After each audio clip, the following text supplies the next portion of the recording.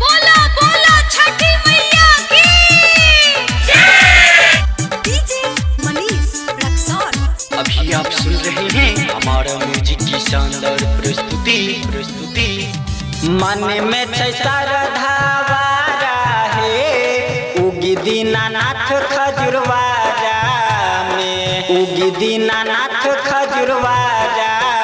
हाँ मन में छै श्रद्धावारा है दियो दर्शन खजुरवारा में। पागल आवारा कहै छै लोगवा होई छै नै केहू सहारा है। मन में छै श्रद्धावारा है दियो दर्शन खजुरवारा में। हमारा डीजे मनीष रक्सौल। बोला बोला छठी मैया की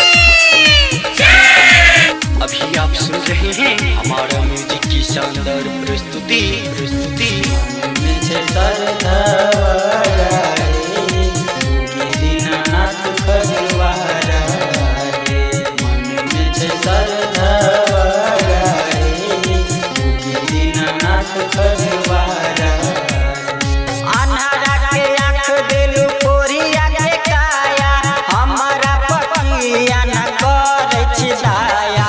अन्हारा के आँख देलू कोरिया के काया हमारा पतिया न करै छी दाया।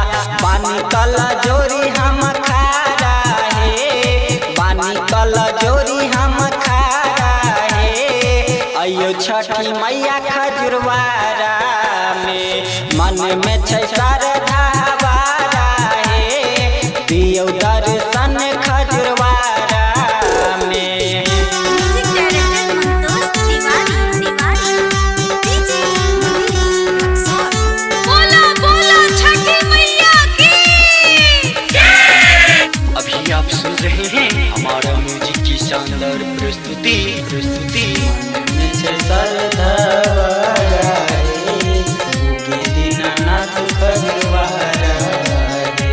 मन में छै श्रद्धावारा है उगी दीनानाथ खजुरवारा।